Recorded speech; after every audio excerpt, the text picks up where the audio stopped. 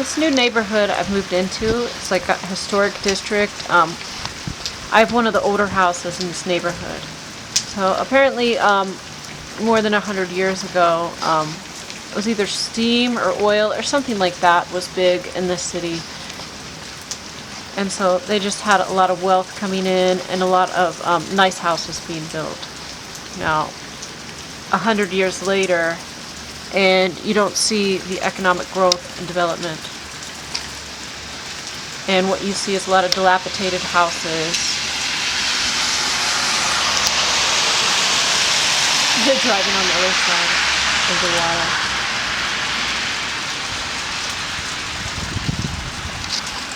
So when I moved into this neighborhood, I was just so surprised to see these beautiful old houses. And they all have like their unique style and shape and color, and it's not like the cookie cutter houses that are built these days. There was like real heart and soul put into these homes. And now over the years, they've just fallen into disrepair and have been neglected, most of them, not all of them. And it seems many people don't appreciate what they have. Like they have these beautiful houses, and the property tax is fairly low. The cost of living here is fairly low. And instead of being appreciative and thankful for these things, and it seems like it makes it less appreciated, or less appreciated than it should be. So because they're not worth very much, then they're not valued. And they're not valued, so they don't get repaired.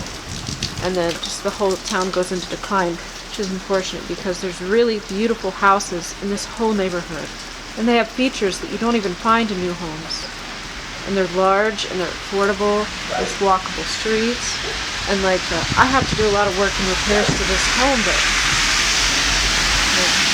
got some outlets right on the covered porch. Yeah.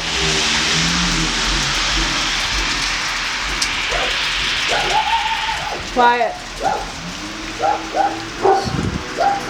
And this covered porch is damaged and it's got missing planks and it's leaking, but for the most part it keeps the rain off. It's very nice. I never had anything like this before. Here you have this beautiful curved architecture here, and there's brickwork all throughout and like concrete steps with a handrail. I mean, this is amazing. It's beautiful. It needs a lot of work, and people would say this is not worth much. But even in the condition it's in, I can still enjoy it 90% as if it was new.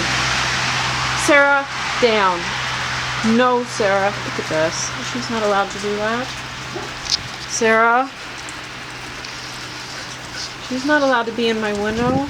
No, Sarah. But they've got nice, beautiful covered porches, real solid wood floors. The windows are beautiful. There's a bunch of like twists and turns and things in the house, and like wood staircases and many angles on the roof, so they don't even need many gutters at all.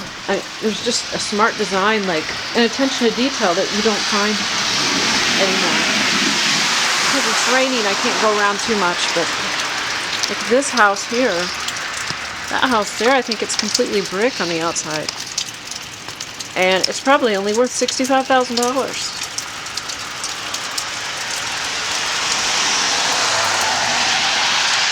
So this house was built in 1920, which was the year that women got the right to vote. And I think the roaring 20s, but it's not why I bought this house. When I looked at this house, I had all the features that I needed to have a good quality of life, but it was in neglect, it was in disrepair. And I should just walk down the street and take video of these homes. They're really beautiful. They're really beautiful. And there's a lot of people here, and they're just angry. Well, I don't mean that. There's a few people that are angry. And I saw a few anti-Biden signs, and I saw a few Black Lives Matter signs, but for the most part there aren't any political signs in most people's homes and in their windows. It's just a beautiful neighborhood, and it's very affordable here. I mean, I look at the tiny house movement, and they actually cost so much, like you could buy a regular house, and these are much more affordable than a tiny house, and you get a lot of land. And the bills aren't that high either, so I would suggest going this route to get a historic home. It's far more affordable than a tiny home. In a tiny home, they put in mini splits. Well, you know, you can put in a window AC unit or fan. Usually works just as well in these homes because they're 2-story, and the bottom story stays cool. So you can have a big yard, and you can have plenty of storage space. You have room to dance and invite people over, and it's less the price. It's less than the price of a tiny home with people. So think outside the box. And they look at these old homes and say they're worth nothing. But when I see them, they need a lot of work, but they're better than anything new. I mean, I'm not talking about $1 million homes, but I'm talking about like $200,000 homes. I would say maybe where I would see comparable architecture would be in like $400,000 and up, that type of home. So I'm gonna have to walk down the street and record a video for you guys. Look at that, that's a cute home there. I mean, that's cute. They're not my favorite, but this one that I bought, this one maybe looks the shabbiest and it looks pretty crappy, but actually it's very gorgeous, like the design of it. So if I could get this thing repainted and get the roof on, it could look amazing. And I'm talking about like a several $1 million house, something you might see in California. We know California sucks. California should be wonderful. The reason it's not good is because Democrats are there ruining everything. You guys know this, the cost of living, everything's unaffordable, the taxes are too high. That's why it sucks. I mean, the land is beautiful, the weather's great, there's a lot of things, the architecture is good, there's a lot of things great about California, but it's been ruined by politicians. This house has a lot of the features of that type of home. It is in disrepair, which is kind of good, because if I damage something, or if I neglect something, then it will look the same. But if I put care into it, it will look better. Just everything is so convenient here. And yes, it looks rickety and it looks very bad. The paint looks very bad here. But everything is so convenient. Like, you can walk from the sidewalk up these steps into a covered porch. I'm going to have 2 rocking chairs and the table here. And there's an outlet there. If you go up the driveway, then there's a regular door and a storm door. So an easy way to get in that you can park right next to. And then you can close that door in a way that the dogs can't get out. And you go a little further and there's a garage, and then there's the gate to the backyard. So everything is so convenient.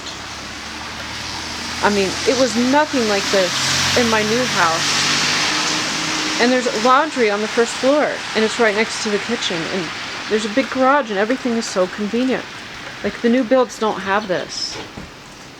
They're so inconvenient in their layout, so